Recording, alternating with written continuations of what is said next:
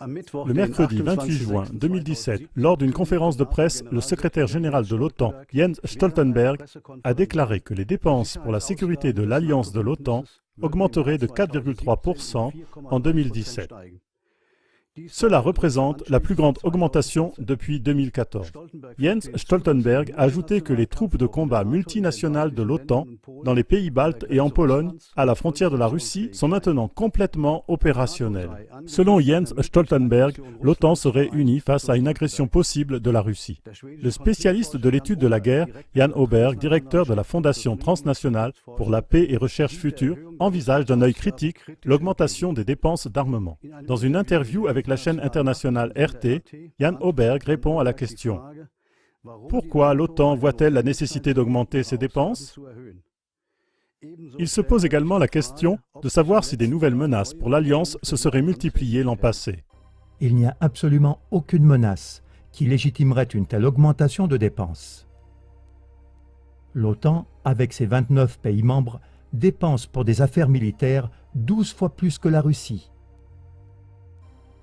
Le pays qui est présenté comme la principale menace.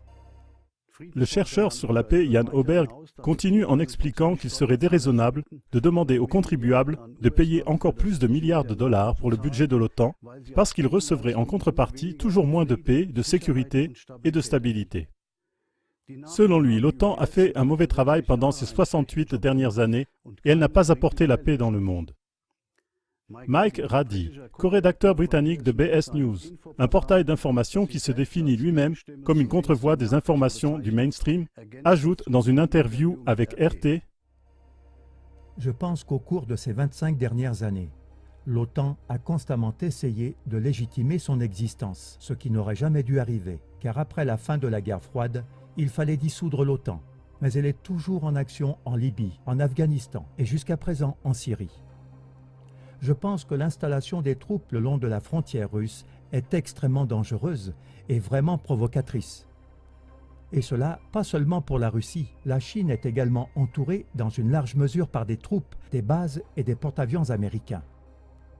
Il y a quelques siècles, si un gouvernement remarquait des troupes ennemies, il n'attendait pas une déclaration de guerre, mais il considérait cela comme une invasion imminente et il se défendait.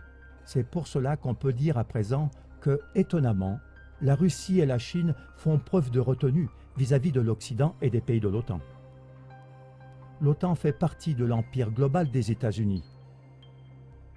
Nous ne pouvons pas oublier qu'elle entretient au moins 800 bases militaires dans le monde. En outre, l'an passé, les forces spéciales américaines sont intervenues dans 138 pays. Cela représente 70% de tous les pays du monde. Elles sont ainsi omniprésentes, elles sont partout.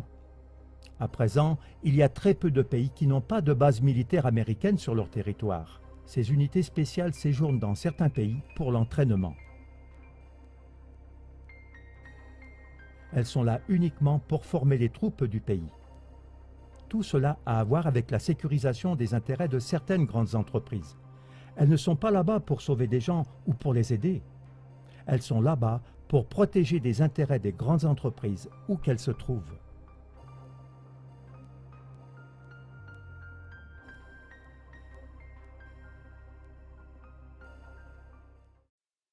Conclusion.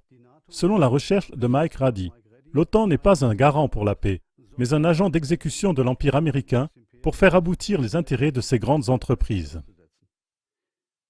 On licencierait à juste raison n'importe quel prestataire de services qui fait mal son travail et n'apporte pas ce qu'il promet. Et on en chercherait un autre, n'est-ce pas? Mais justement là, où il est question de paix, de sécurité, voire même de la vie et de la survie de peuples entiers, l'économiste mauvais gestionnaire, autrement dit l'OTAN, n'est pas rappelé à l'ordre pour ses actions manifestement mauvaises.